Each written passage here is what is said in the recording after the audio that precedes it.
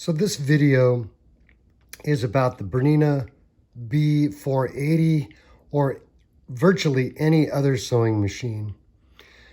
The problem that this video is about is when you begin stitching right here and behind you get a bird's nest of thread, and then it catches and gets fine.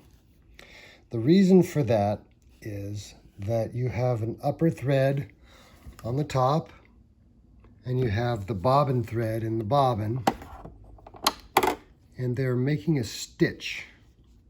And the way that the sewing machine makes the stitch, I won't get into all the details, but basically as the hand wheel turns, okay, this hand wheel over here, as it turns in the sewing direction, which is this direction here, first, obviously the needle begins to descend, and with the needle descending, this take-up lever descends also. So as the needle goes down, so does the take-up lever. And when the needle reaches its bottom point where it stops going down and begins to rise, you'll notice that the thread above the eye of the needle, above the needle itself, this thread here, it begins to get slack in it.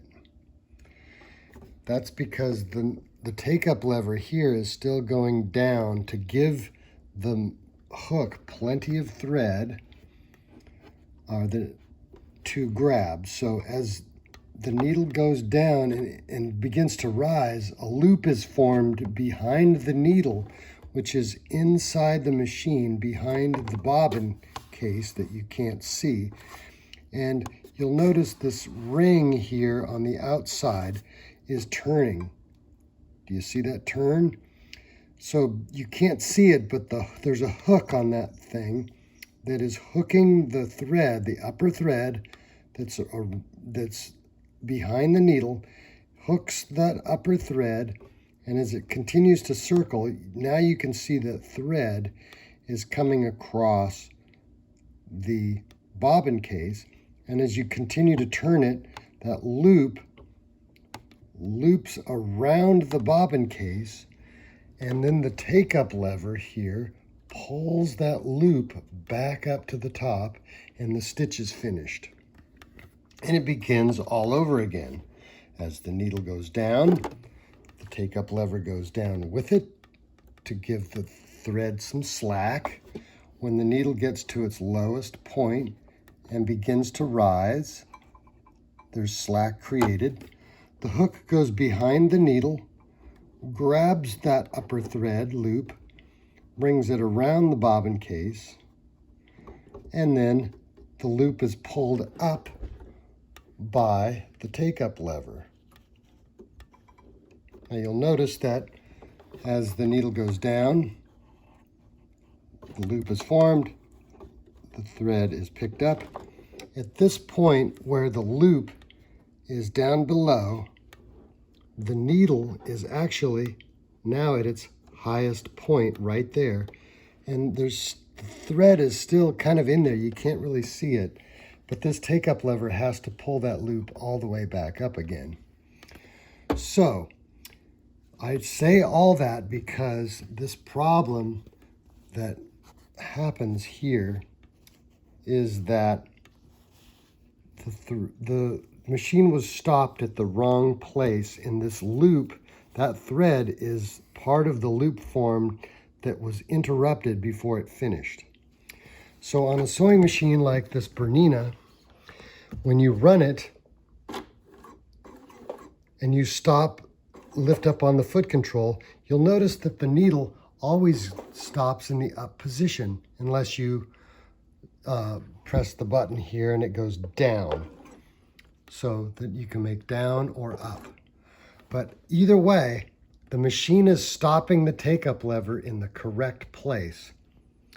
So every time you take a stitch, it will come to the exact same spot, and it does that for a reason, so that when you pull your fabric out and cut the thread, that the machine is in a perfect place for it to form the stitch without giving that bird's nest behind the thread. So what you'd want to do is take your fabric out, pull it, cut it off using your scissors or the side cutter or whatever. So when you go to sew again, make sure that you, first of all, do not turn it with your hand. If you turn it, what you're going to do is you're going to move this take-up lever into the wrong place. It could be here or here like this, or if there's any slack in the thread, it's going to not form the stitch properly, and it's going to get all gummed up and jammed up underneath. So the best thing to do before you sew is make sure that you have stopped the machine in the down position, and I don't know why this Bernina here does a weird thing. There we go. So we have stopped the needle in its up position, and that the thread is pulled. You just don't have to pull a ton, but just make sure that there's no slack in it. And then when you place your material underneath the presser foot, you can sew without it getting jammed up in the least. And then when you finish, the machine will stop in the up position, or if you want to do a pivot, you can stop it in the down position and turn. But you don't have to turn the hand wheel with your hand. If you turn the hand wheel, it's going to create a problem. So that's all you need to do is, after you're done with that and you pull it out and cut your thread, just make sure that you don't touch the hand wheel to move the take-up lever or the needle, and then make sure that there's no slack in the thread before you start sewing. I know that was a lot of words and a lot of time, but if you do that consistently, then you will not have that problem. Now, on a sewing machine that does not have an automatic stop in the up position, you pretty much want to stop the take-up lever as it rises. It gets to the point where it's at its top point and then begins to go down again. It actually needs to stop right before the apex. So before it gets to the very top, just a little bit before. So if there is any slack, it's going to pull it out and begin.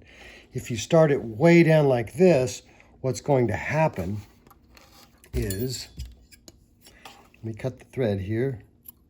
If you stop and the take-up lever is too far down, as soon as you start to sew, what it's going to do is it's going to pull that upper thread right through the eye of the needle, and then you're going to have to rethread your needle because it pulled it out.